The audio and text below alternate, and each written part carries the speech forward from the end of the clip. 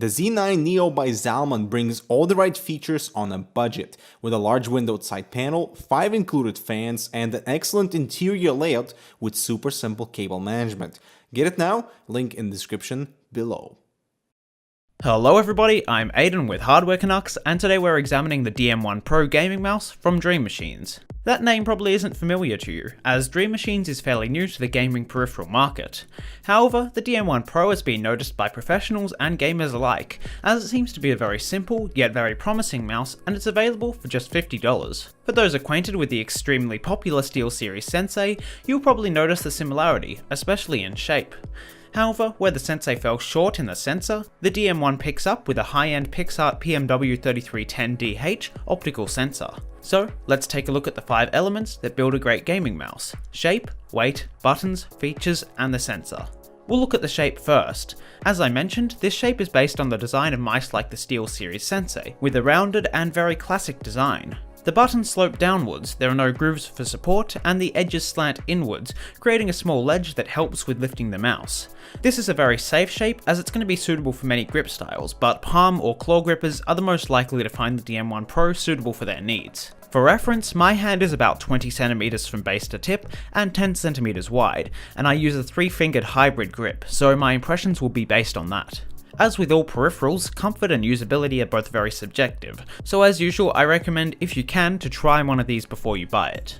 As for the size, we can measure between the thumb and finger for the grip width, which is 5.7cm, and compare it to the effective length, which is 11.2cm.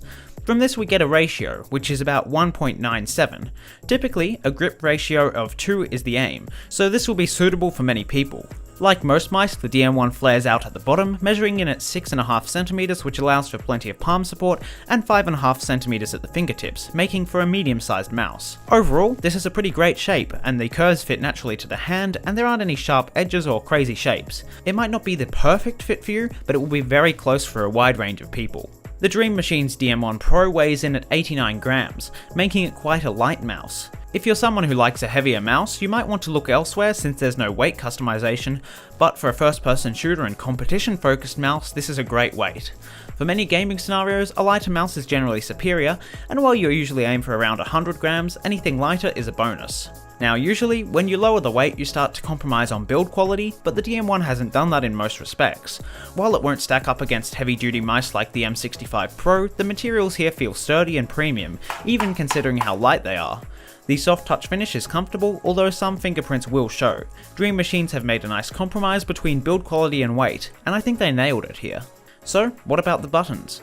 Let's start with the left and right buttons. It's satisfying, and the on-on switches allow for extremely satisfying feedback. Scrolling is pretty good as well. The scroll wheel isn't my favourite, but it's low profile and easy to control. Meanwhile, the DPI toggle and side buttons are a little mushy, but are certainly good enough, with a fair bit of travel. Here's a sound sample now.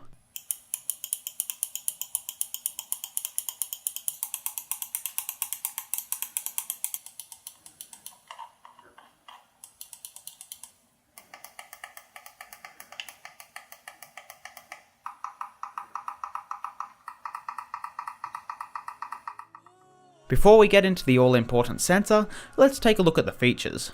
This is probably the area that is most lacking in the DM1 Pro, for better or worse. You're not going to find any fancy software customization or lighting, it's pretty simple. You've got 5 DPI levels assigned to different colours, 400 DPI being red, 800 blue, 1600 green, 3600 purple, and 5000 orange. You can't change these, and you can't remap any buttons in the software. For those who want this to double as a productivity mouse, this may be a no-go, but I do like the driverless approach as a pure gaming mouse. It's plug and play, and that's something that's very appealing for someone that uses this as a tournament mouse, which will be used in PCs that aren't set up with their specific software. It's up to personal preference if you need the extra features that other mice can bring to the table. The star of the show is the sensor, or more specifically the Pixart PMW3310DH optical sensor.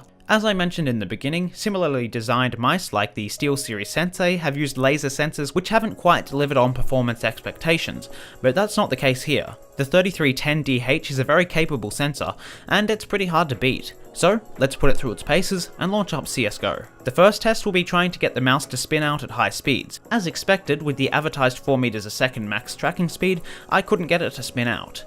I then double scope in with the AWP and try to move horizontally smoothly and slowly to check if I can aim consistently and accurately, and once again performance met expectations. The liftoff distance is extremely low at 1.8mm, which is perfect for many gamers, but as with other aspects of the mouse, it's not adjustable. As you can see here, there aren't any prediction issues, liftoff is well controlled, and everything looks good here. Overall, a very solid performance.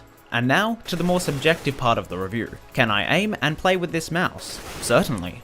The shape and weight paired with the excellent sensor make for a great experience when gaming, and the DM1 Pro feels like the most accurate out of any of my current mice, even ones with technically superior sensors. While it's easy to get wrapped up in the sensor specs, the feel of a mouse impacts your gameplay just as much. I found that I was confident with flicks, and I never found that my performance was hindered. Going forward, I'll be using this for all my gaming, and that's really saying something. The biggest downside for me is that because it lacks the software, the DM1 isn't great for productivity, and changing the lighting may not always match, but these are super minor gripes, and overall I'm extremely impressed with the DM1 Pro. We're giving it the HardwareCanucks Damn Good Award. So, thank you for watching everyone. If you enjoyed this review, feel free to leave a like, and comment if you have any questions or feedback. I'm Aiden with HardwareCanucks, subscribe for more content like this, and we'll see you in the next one.